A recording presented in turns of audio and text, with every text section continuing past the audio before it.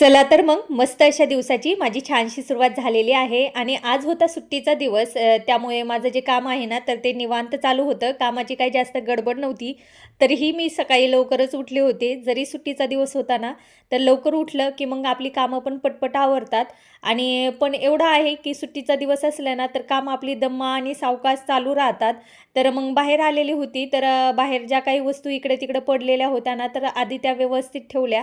कारण लेकरं आहे ना जास्त करून पोर्चमध्ये खेळतात आणि मग आज सुट्टीचा दिवस म्हटल्याच्या नंतर ते बाहेरच खेळणार. त्यासाठी आहे ना व्यवस्थित पोर्च असा मी धुवून घेते, जेणेकरून मग लेकरं आरामात बाहेर खेळू शकतात. आणि सकाळी सकाळी पहा मस्त असं पोर्च वगैरे धुतलं, अंगणामध्ये पाणी मारलं की मग जे आपलं का अंगण आहे ना अगदी छान दिसायला लागतं आणि आपल्याला पुढचं काम करायला देखील छान वाटून जातं. तर माझ्यासोबत नेहमी असं होतं. आता मी घरात आले आणि घरात आल्याच्या नंतर आज सुट्टी होती ना तर म्हटलं स्तुतीचे हेअर वॉश करून घ्यावं. कारण मग सुट्टीच्या दिवशी हेअर वॉश करायला जरा बरं पडतं. नाहीतर मग सकाळी शाळा असते आणि शाळा जर असली ना मग अजिबात केस वगैरे काय धुवाशेच वाटत नाही. कारण काय होतं ना सकाळी लवकर व्हॅन येते शाळेत जाण्यासाठी त्यांची आणि मग एकदा व्हॅन आली की मग सगळी गडबड गडबड होऊन जाते. तर त्यामुळे आहे ना मग असं सुट्टीच्या दिवसामध्ये मी तिचे छान असे केस वगैरे धुवून काढत असते. तर सगळ्यात अगोदर आहे ना मस्त अशी तिच्या केसाची जराशी तेल वगैरे लावून मालिश करून घेतलेली आहे. आता सगळीकडे तेल वगैरे झालं की मग तिला मी जरा वेळाने हे तेल लावून एक 20 मिनटं किंवा अर्धा तास असंच तेल केसामध्ये राहील आणि त्यामुळे आहे ना केस अगदी छान होतात. आणि मग नंतर जरा आपण कमी तेल लावलं ना लेकरांना तरी पण चालतं. पण केस धुण्याच्या अगोदर आहे ना अशा पद्धतीनं मी तिला मस्त असं तेल लावूनच देत असते. आता तिला मात्र मी तेल लावून दिलं, पण तिचं तेल लावून झाल्याच्या नंतर आहे ना, मला पण काय मोह आवरलाच नाही. म्हटलं चला आपणही जरासं लावूनच घेऊया जरासं तेल वगैरे. आणि मग मी देखील छान असं तेल वगैरे लावून घेतलं आणि तशी पण आज सुट्टी होती ना, तर म्हटलं चला सगळं निवांत होईल, आपलं पण हेअर वॉश होतील. आणि छान असं मग तिला तेल लावल्याच्या नंतर मी तेल लावून घेतलं. आता मात्र सकाळचं जरासं काम आवरलेलं होतं घरातलं, तर नाश्ता वगैरे पण मला अजून करायचा बाकी होता. तर तोच करायला घेतला. खरं तर आहे ना, अंघोळ वगैरे झाल्याच्या नंतरच नाश्ता करायला पाहिजे होता. पण जे तेल लावून ठेवलंय ना, तर कुठेतरी असं वाटलं, की इतकं आपण छान तेल लावलंय ना, तर जरासं ते तेल केसांमध्ये मुरलं पाहिजे. डोक्यावरती जरा वेळ राहिलं, केसांना जरा वेळ राहिलं का मग ते केस धुतल्याच्या नंतर आपल्याला छान वाटून जातं. म्हणून आहे ना, मग आधी निर्णय घेतला, की चला आता आपण जरा नाश्ताच करून घेऊ. मग बाकीची जी काही घरातील छोटी-मोठी कामं असतात ना, तर ती आवरून घेऊत आणि त्यानंतर मात्र हेअर वॉश वगैरे छान तिचा करून घेते. आणि तिचे एकदा केस वगैरे धुतले, की मग आपण आपल्या पुढच्या कामाला लगेच लागून जाऊ. तर इथं आहे ना, नाश्त्यामध्ये मी मस्त असे पोहे बनवायला घेतलेत. आणि पोहे आहे ना मुलांना तर आवडतात आणि मला देखील आवडतात. आणि नाश्त्यासाठी पोहे हा एकदम सोपा असा पर्याय आहे. कारण आणि पोट भरून पण राहतं पोह्यामुळं आणि खाल्ल्याच्या नंतर पोहे हे हलके पण असतात. तर अशा पद्धतीनं आहे ना मस्त असे पोहे मी बनवायला घेतलेत. आणि आज पोह्यामध्ये आहे ना जरासं पनीर देखील मी घातलं होतं आणि पनीरचे छोटे छोटे तुकडे करून पोह्यामध्ये घातले ना तर खरंच पोह्याची चव पण अजून दुप्पट होते. आणि एक छान असा नाश्ता पोट भरून आपला सकाळी सकाळी पोह्यांमुळे होतो. आणि त्याच्यानंतर एक 2-3 तास जरी आपण स्वयंपाकाचं थांबवलं तरी पण लेकरं आहेत ना आरामात थांबून जातात. कारण पोटभर पोहे खाल्लेले असतात ना म्हणून पटकन काही भूक लागत नाही. आणि त्याच्यामध्ये आहे ना मग आपण तेवढ्या टाईमामध्ये घरातील जे काही काम असतं ना तर ते मी आवरून घेत असते. आणि एकदा काम आवरलं की त्यानंतर मग मी स्वयंपाक करत असते. तर असं काहीतरी आहे ना सुट्टीच्या दिवसाचं माझं नियोजन घरामध्ये चालूच असतं. आणि हे जे नियोजन आहे ना याच्यामध्ये काही बदल पण होत असतात. आणि कसं असतं ना, ज्यावेळेस सुट्टी असते ना, तर असं निवांत काम चालू असतं ना, तर आपल्यालाच काम करण्यासाठी उशीर होऊन जातो. आणि आज माझ्यासोबत देखील तसंच झालं होतं. नाश्ता करायला जरा उशीरच झाला होता आणि दोन्हीही लेकरांना खूपच जास्त भूक लागलेली होती. आणि लेकरांचं कसं कवळी भूक असते ना, सकाळ-सकाळ मुलांना लवकर नाश्ता लागतो. कारण एक सवय झालेली असते. शाळेत जाताना वेळेस ते काहीतरी खाऊनच जातात ना, म्हणून अशा सुट्टीच्या दिवशी आहे ना, लगेचच मग त्यांना त्या-त्या टायमावरती लगेच भूक लागते. पण आपलं सावकाश चालू असतं ना, म्हणून एक 15-20 मिनटं आहे ना लेकरांच्या नाश्त्यामध्ये इकडं-तिकडं होऊनच जातं आणि ते आज झालेलं होतं.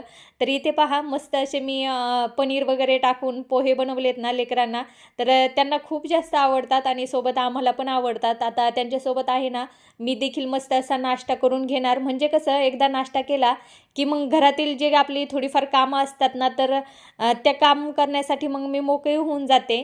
तर मस्त असे माझे नाश्ता इथे बनवून झालेला आहे आणि यांनी आहे ना 2-3 दिवसापूर्वी चिक्कू आणलेले होते आणि हे जे चिक्कू आहेत ना अजिबात पिकलेले नव्हते. पण आता 2-4 दिवस जसे झालेत ना, तर सगळे सोबतच पिकलेले आहेत. म्हटलं आता पोहे आणि चिक्कू आज मुलांना सुट्टी आहे ना, यातले निदान कमीत कमी 5-6 तरी चिक्कू आजच्या आज आपण संपवून टाकायचे.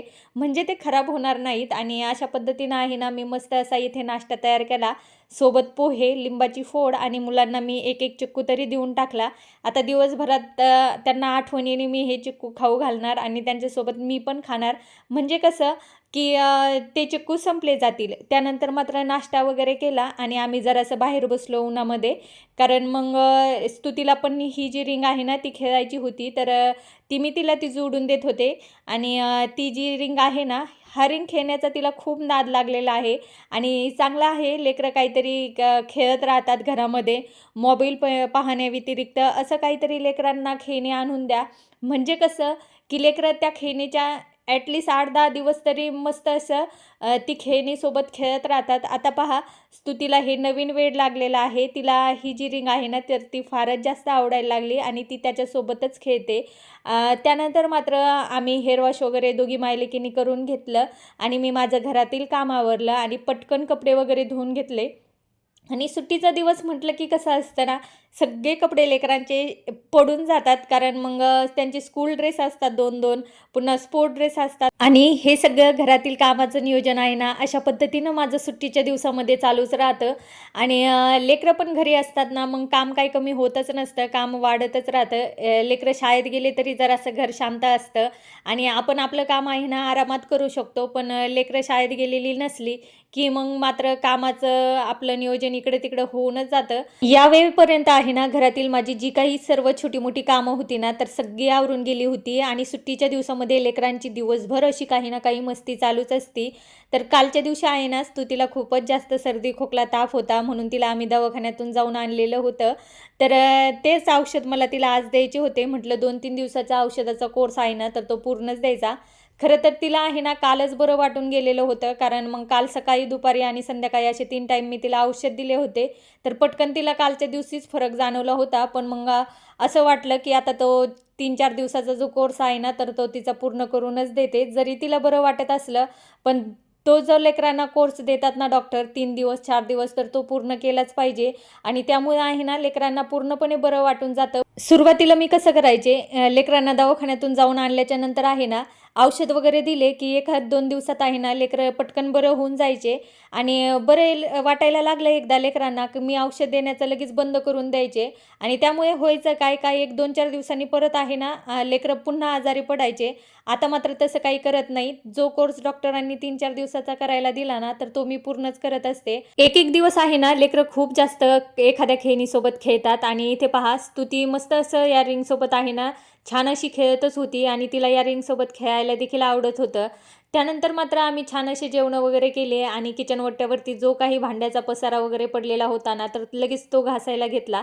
एकदा भांडे वगैरे घासून ठेवली, की मग काय आपला किचन ओटा मोकळाच असतो आणि आपल्याला जी पुढची काही कामं करायची किचन ओट्यावरती, तर त्या कामासाठी आहे ना किचन ओटा आपल्याला मोकळा मिळून जातो.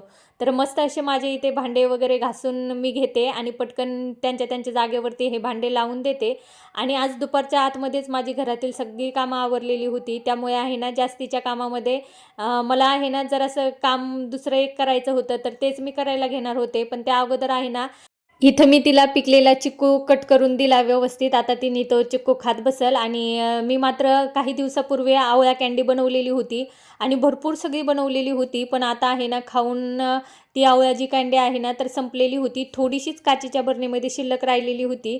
म्हटलं आता ही एका छोट्या बरणीमध्ये ओतून घेते आणि ही जी मोठी बरणी आहे ना काचेची, तर ती व्यवस्थित अशी मी धुवून घेते आणि व्यवस्थित घासून वगैरे ठेवलं की मग पुढं काय जे आपल्याला त्या बरणीमध्ये पुन्हा भरून ठेवायचं आहे ना, तर मग जास्तीचा विचार करावा लागत नाही. आणि किचनमध्ये रिकाम्या बरण्या व्यवस्थित साफसूफ केलेल्या बरण्या आपल्या नजरेला दिसल्या की मग जे काही घरातील सामान असतं ना, तर ते पटकन आपल्याला त्या बरणीमध्ये ओतून ठेवता येतं. तर इथे आहे ना मस्त ज्यावेळेस मी आवळा मुरंबा या बरणीमध्ये ओतत होतं ना, तर जराशी खायची इच्छा झाली मला आणि सोबत मी खाऊन पण घेतला लगेचच. आणि जी काही काचेचे बरणे वगैरे मी आज धुण्यासाठी घासण्यासाठी काढणार होते, तर त्या लगेच खाली काढून घेतल्या. अशा प्रकारे ज्या मोठ्या-मोठ्या बरण्यामधील थोडं-थोडं जे सामान आहे ना शिल्लक राहिलेलं, तर ते मी छोट्या-छोट्या बरणींमध्ये ओतून घेतलं आणि लगेच आता या बरण्या व्यवस्थित स्वच्छ अशा करून ठेवते. आणि ज्यावेळेस कधी मग किराणा दुकानातून मी किराण्याचं जे सामान आणते ना, तर मग ते मला पटकन या बरण्यांमध्ये ओतून ठेवता येतं. कारण मग मी त्या अगोदरच साफ करून व्यवस्थित ठेवलेल्या होत्या आणि आपल्या नजरेला अशा पद्धतीने साफ करून ठेवलेल्या बरण्या जर किचनमध्ये पटकन दिसल्या का मग आपण पटकन त्यामध्ये नवीन जो सामान आणलेलं आहे किराणा दुकानातून, तर ते पटापट आपण या बरण्यांमध्ये ओतून ठेवतो.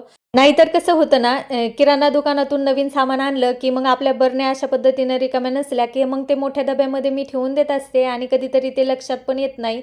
म्हणून अशा पद्धतीनं आहे ना रिकाम्या बरण्या मी करूनच ठेवत असते. तर असा गेला माझा आजचा दिवस. आवडल्यास लाईक करा. चॅनलवर नवीन असाल तर प्लीज चॅनलला सबस्क्राईबर करा. धन्यवाद.